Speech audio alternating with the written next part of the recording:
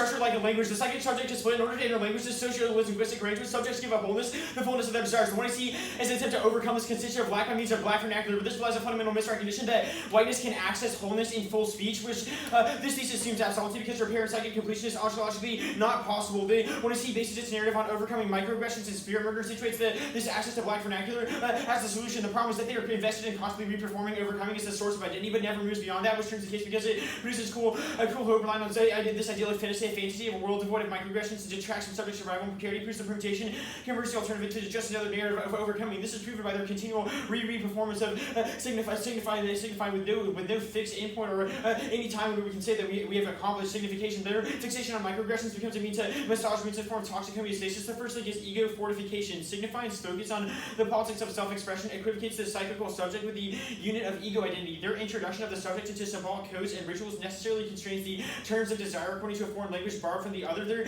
evidence calls for literally calls as a politics for things like oratorical speeches which harmonize with African speaking styles. Even if the plan includes an plan text includes an exclusive model of black vernacular. What about the complexities of black Latinx identity which don't necessarily harmonize with African speaking styles? What about the fact that G-funk regulations is incoherent to someone that lives in Chicago or New York because it's West Coast slang? Their argument is that holding up racial identity to the mirror of romanticism that leads to the exclusion and escape and these type of people that are excluded from their politics. The imagined ego is a fictitious unit which sutures the gap between the real desire and between the real desire and the symbolic prohibition. However, it is actually an alienating element that seeks to dominate drives and desires fit them within a coherent and expressible demand, but this formulation requires continually impossible and out of reach, which frustrates the subject. This theory of language and desire turns the entire case because their demand for black vernacular is wedded to the desire of the other, which sets symbolic poisoning in the back door. A couple of arguments here. First is that black vernacular, when it's attached to a politics, will always be defined reactively in response to whiteness. This is proven by all the NDCA arguments that are about how black vernacular is a more mode of attaining amorphous blackness or creating ambiguities in language to disrupt the Enlightenment, or signifying as finding the apories within language. Attaching this to a politics means that it will always be defined in reaction to white grammar. It can never exist on its own. And this station of the psyche emerges from a racist history of social. Actually, screw that. So argues that this replicates racist assumptions about the simplicity and directness of black people to language and desire, which presumes a false fullness of true thoughts that denies the psychic complexity and trauma of the racialized subject while motoring the processes of the machine of racial representation historically necessary for scapegoating and lash out that lie at the root of racist thoughts. If you show up to the movement and you're signifying in a way which is not identifiable to Giorgio, then you will be purged. The struggle, their evidence indicates, quote, the struggle for black life and black freedom requires acting outside the strictly legal, which leads to, in debate, for example, the castigation of black policy debaters. Their evidence says, quote, the black rhetorical tropes that seem to signifying would include marking, loud talking, testifying, calling out of one's name, sounding, rapping, playing the dozens, and so on. People that don't do that will be reconfigured as people that are not in favor of the movement, signifying, or people who are policing white grammar. There's a couple of impacts of this argument. First is coercive romanticism. Extend the Gatsby and Fernandez evidence. Ego fortification demands internal policing of movements. Ethnic performances and languages are judged according to a rubric of authenticity, which is recognizable by the one you see as black enough, Latinx enough, Asian enough, etc. This infects their politics with a McCarthyism-style call-out culture and authenticity testing. Identity becomes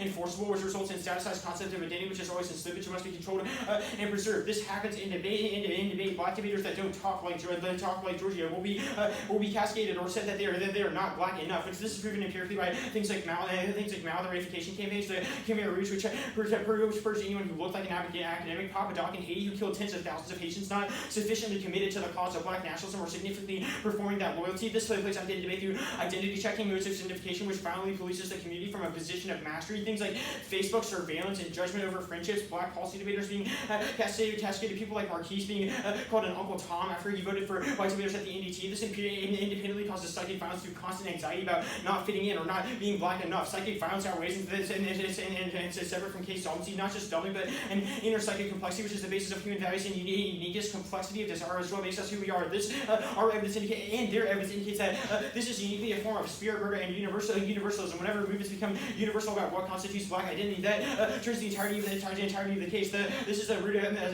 so it's an argument as a prerequisite to accessing case impact because the alternative would just replicate them. Their piece of recent evidence literally says that it is actually worse whenever a black person has said that they don't sound black than when a black person is said to not sound white, which is a comparative impact link that their own author makes. This is their evidence says that, quote, concerns of social and political hygiene, how the disorderly, funky, reprobate, potentially diseased black body infect the polis. That's a particular model of black identity. Their evidence that says that black sound, black aesthetic productions produce shudders in the grammar and technologies of language. Black debaters that use white grammar for the sake of communicating or debate, proven by all their framework off. It's just get called Uncle Thomas, for example. That turns the case really hard. That was above. Second is academic demography. Identity becomes a condensed unit of difference understood according to its symbolic positioning and expressible desires. This helps the targeting and control of social services and demographic cataloging by feeding a multicultural fantasy of recuperation, which uses rewards like the ballot to even out the playing fields of subjects through resolving their desires like clients in a therapy program. This is a veneer of liberal inclusion to fortify the legitimacy of the structure. Proper permutation to both. First is that I really decided all that the second is that it's mutually exclusive. We had two different theories of race. You should set the F on the negative and the negative on parallel attraction, compare them. That's crucial to debating different understandings of politics, which is critical for developing activist skills and portable skills to take out and debate and combat racism. Permutations ally that in education by suggesting that we can always make compromises. They don't have a stable advocacy, which means that they can spin out of all profits. Even if you think the F and the negative could be combined in the real world, you should artificially separate them in this debate in order to maximize debate's pedagogical value. Second is that we have incompatible theories of racialization. Ours, there's this reactive and it has identification based on the other, and whereas ours is interior subjectivity. Theirs remains dependent upon whiteness, which would be below. The former overrides the possibilities of the latter because it's always focused on converting inner appearance into a viable solution to combat XYZ problem, which i.e. disrupting white grammar, which prevents unpredictable experimentations with assertive overcoding resistance link, color checking links is just that's the way that the average corrupt alternative is standards. They say that amorphous black arguments also scapegoating. This just proves our argument. Our evidence that is no longer turned white or disappear, but rather now turned modeled or disappear. They have a static definition of what amorphous blackness means. It's defined reactively in response to white grammar, which proves that it's not amorphous at all, which just proves our church case argument. They say language ambiguities. This proves how the app is defined in reaction to this strawman white speech, which just re-ratifies studies outside of universalism and spirit murder. This joke community, it doesn't apply. All of our authors are black. We're analyzing the one that sees politics. It has nothing to do with psychology. Their argument is ahistorical. Literally, in France, Lacan said there's no way to medicalization. Lacan split with the PSP whenever it moves towards a medicalized model, formed his own French Society of Psychoanalysis comprised of artists and academics. We're just analyzing the effects of the tropes we want to see on social systems. They say it's white social science. That doesn't make any sense. What about it is white? For example, Fanon's, who said it in our Gatsby Fernandez is a black author using Fanon's reading of Lacan. This argument that any psychoanalysis is white, it's just that it proves our argument about ego fortification because any even questioning their politics is just dismissed as white, which proves that black people that don't agree with their politics will be scapegoated. This doesn't solve the case. The alternative does solve the case. I'll do it here. You should go negative for practice of interior intersubjectivity. This is not white psychoanalysis, but a Latina scholar's reading of Spillers and Lacan together. Interior intersubjectivity breaks ego formation from the other, from the determination of race by violence groups and the police, because all that shit is inevitable. Should not dictate our politics. You should vote for interior intersubjectivity as a politics that understands race within individuality. Instead of giving the police power to determine the contours of blackness and then thinking about how to imagine community formation in response, our alternative is about speaking subjects located in a new narrative of race through self-critical inquiry that precipitates unstable ego fortifications. Think of George Jackson and his discovery of Marx and Lenin and Mao in prison, and then how he says he redeemed them. This reading practice is a form of interior intersubjectivity because Jackson betrays authentically black practices and was even castigated in prison for acting like a white intellectual. Okay. You're gonna have to answer some arguments today. Okay. I'll tell you. Yeah, I'm good. Are we good? Yeah. The Marquise example, why is that in the link to the app? That would be an impact. Like, Yeah, even so if you want our argument is about how basically performances of black identity play out in debate in forms of scapegoating.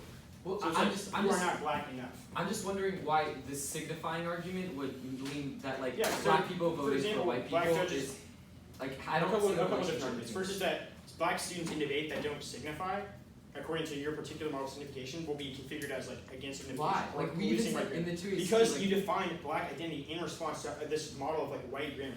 So We're it's like that- black people we're- that perform that are policing okay, the lines of why is the app always in reaction to white grammar? Because you literally all of your evidence in the OIC, which I quoted, defines signifying in response to black grammar. And Okay, when you why in the is that 2AC, bad? Why is when that you in bad? the 2AC say the case is good, because it remains beholden to whiteness. Like I was going to get to this later, Julian will get to this, but like there's this quote from Fanon where he says like, or Audrey Lorde rather, or Fanon, where he's like the destiny of black people is to become white. This is our argument. It's defined in reaction to whiteness because you say that whiteness has this access to full speech that black people can't access in the status quo because of their inability to do so. Cool. So why is saying that there's a white language that dominates the status quo and that leads to violence? Because black people that perform that language are seen as policing the lines of white grammar. That's the thing that we don't understand. Because your argument is that performative reiteration of white grammar is how it sustains itself. So black people that do that yeah, we think that in any alternative that doesn't allow for signifying, like the problem is the problem with that is the alternative doesn't do that. We haven't made an exclusionary claim where we're like signifying only, or like anyone who's like says like signifying is bad. It's like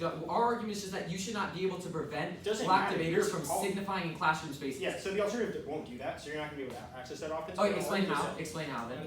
Yeah, How does so that not- I mean, I was going to get to that. Julian's going to have to do that. But basically, it just puts, rather than putting like the political implications of disrupting white grammar first, our argument is that there can be other forms of signification. For example, like jazz musicians, they don't just like make music that's intentionally not white, which is what your politics is. Rather, they like, for example, Wait, like, okay, this is the. like freestyle on like classical music. So wait, are you saying that inhabiting white language is sometimes good? Is that your argument? No, our argument is that like, So like Saying why that- is so the whole argument that we are inhabiting and affirming an example of the resolution, which is the whole point of signifying on the plan text. How does the critique's argument about like using white language interact with that? sorry? Like I'm just confused about the whole example of like the jazz example about making did you say that they were making music that was either The distinction is that it's not formed in opposition to whiteness, and it's not politicized, like, or it's not saying that this is the marker of black identity. Because we can't signify, we're being spear murdered. Okay, so why is saying that something in opposition to like whiteness is bad? Like Yeah, because it ties that form of black identification to a politics. The argument is that you say that if you are not signifying, then you're not doing our politics, or we have to signify in this particular way to disrupt white sounds identity. good.